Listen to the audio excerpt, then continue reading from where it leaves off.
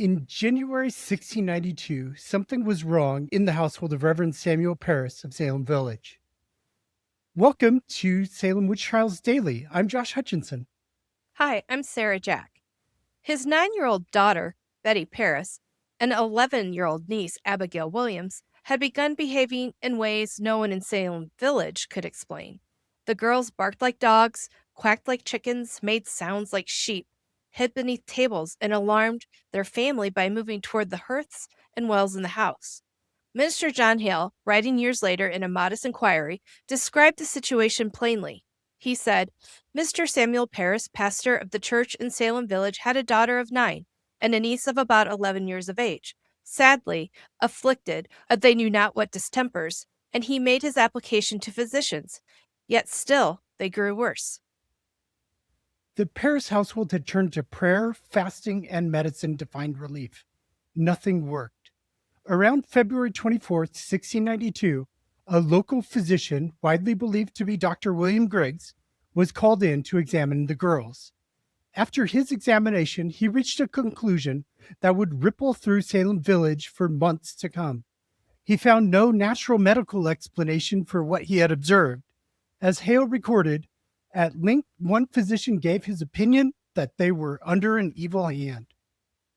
Hale was not alone in documenting the nature of the girls' suffering.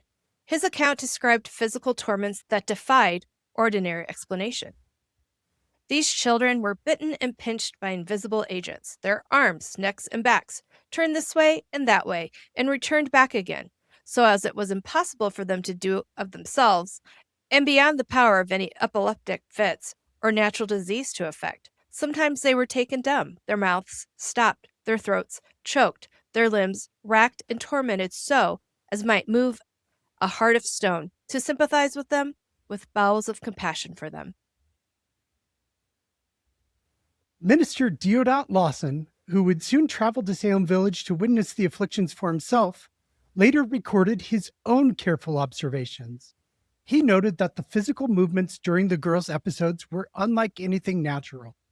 Their motions in their fits are preternatural, both as to the manner which is so strange as a well person could not screw their body into, and as to the violence, also it is preternatural, being much beyond the ordinary force of the same person when they are in their right mind. He also observed something that deepened the mystery for those watching.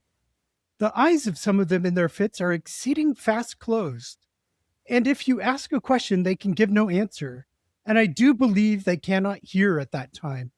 Yet do they plainly converse with the appearances, as if they did discourse with real persons.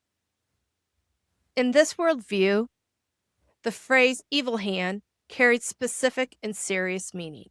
To be under an evil hand indicated diabolical influence. It meant the devil had entered Salem in some form, whether afflicting the girls directly or working through a witch, one of his earthly agents, to harm them. The community understood the diagnosis immediately. As Hale wrote, this the neighbors quickly took up and concluded they were bewitched. The diagnosis immediately shifted attention from medicine to the question of responsibility. Who was doing this?